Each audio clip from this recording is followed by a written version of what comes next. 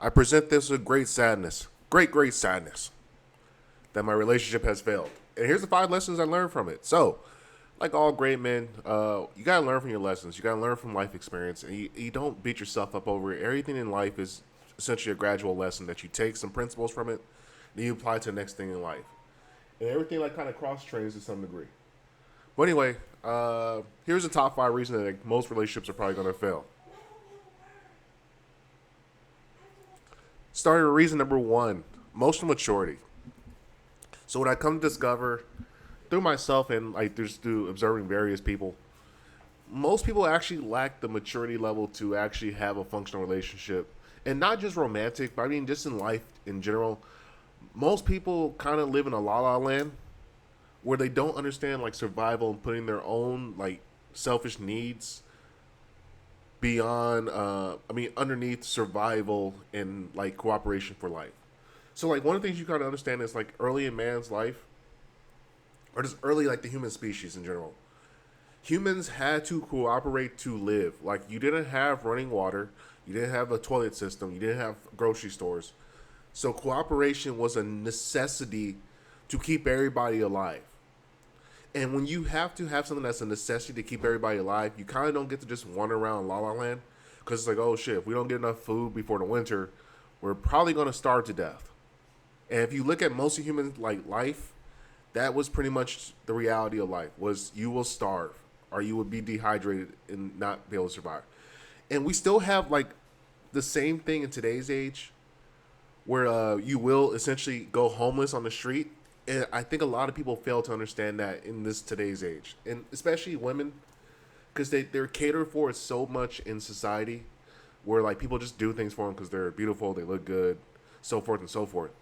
And most guys kind of get a rude introduction, like, no, you will be homeless on the street if you don't get your life figured out and you know a way to provide for yourself.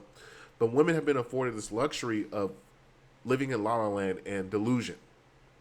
And usually that delusion doesn't rear its ugly head of like the reality of that they're in a delusion doesn't rear their ugly head until like their later 30s, going into their 40s, when they realize, oh my God, I'm probably not going to get married, I'm going to die alone, or I'm going to have to work for the rest of my life and I'll never be able to retire because I did not secure a man who had a plan going forward in life. And see, that is really like the brutal essence of most relationships, at least on the woman's aspect, because they don't get it until it's too late. And that's what Kevin Samuels used to like mainly harp on. Like, look, when you're young, find a guy that got it going and rock with him. But because of that, most relationships, like, they think that there's always some other better guy around the corner. And not that there isn't, but it's the probability of you being able to secure that man and going to the next level. Same thing with guys. If you have a good woman or a good wife in your life, and you go off and lose her to go get like a skeezer or go deal with like a hussy or just a fast piece of tail, what most guys don't realize is that you're catastrophically damaging your life, your family, your household, your finances for some tail. And that's the emotional maturity. Is like, come on, dude, as a dude, why are you risking your family for a piece of ass? So like these particular like things in life, most people don't like, they can't identify due just due to emotional maturity. Most guys, most women in today's age are essentially living in middle school.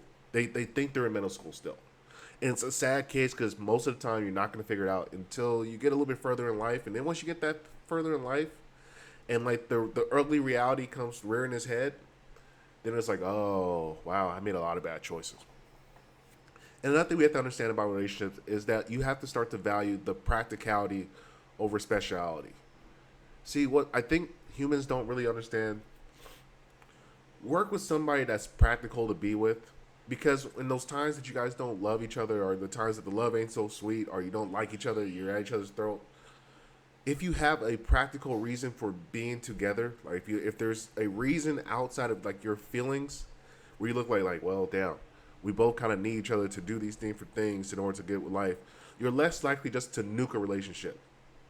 And see, too often most people, they judge their relationships off of a feeling, and that feeling is always going to, for the most part, like misguide you.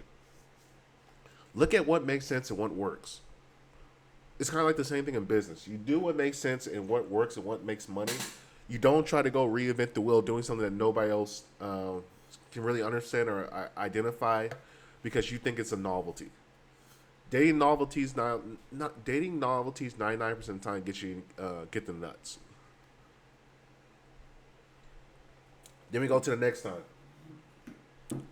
Second reason why most relationships most likely fail is because the standards fall with time.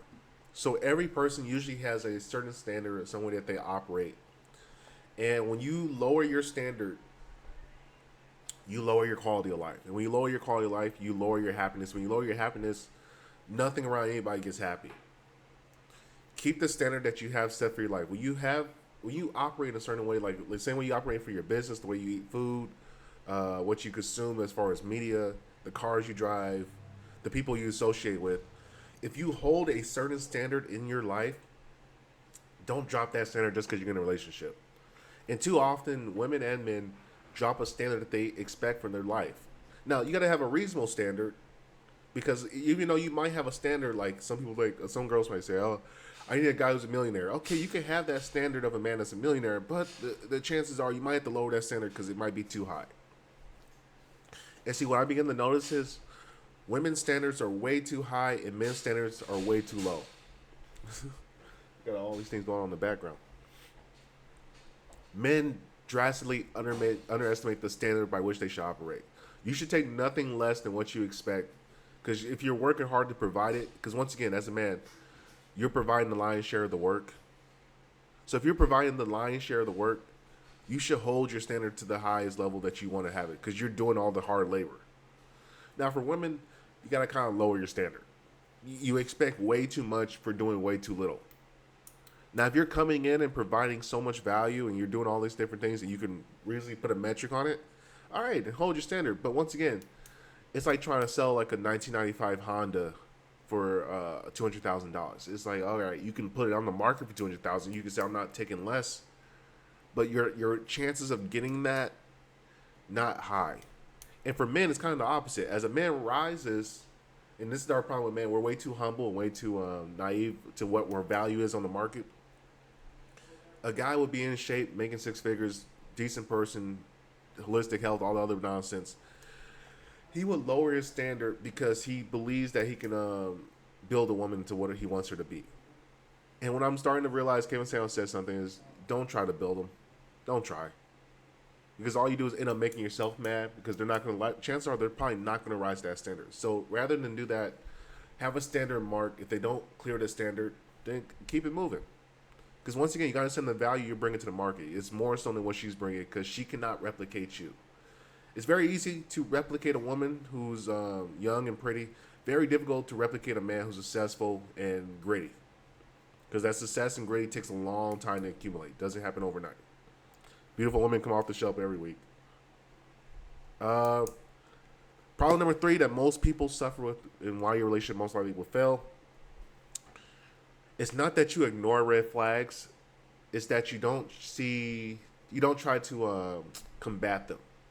See, I believe all people have red flags. It's just the way that we are. We are all naturally flawed human beings. It's our essence, our nature. We can't help it.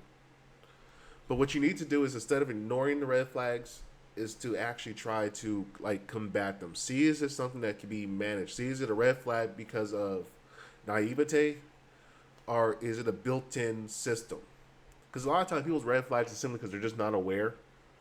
Like one of the things I began to learn as I kind of dealt in this relationship thing was I got a lot of antisocial behavior. Why? Because I'm not super social outside of business. Now, is that a bad thing? Good thing?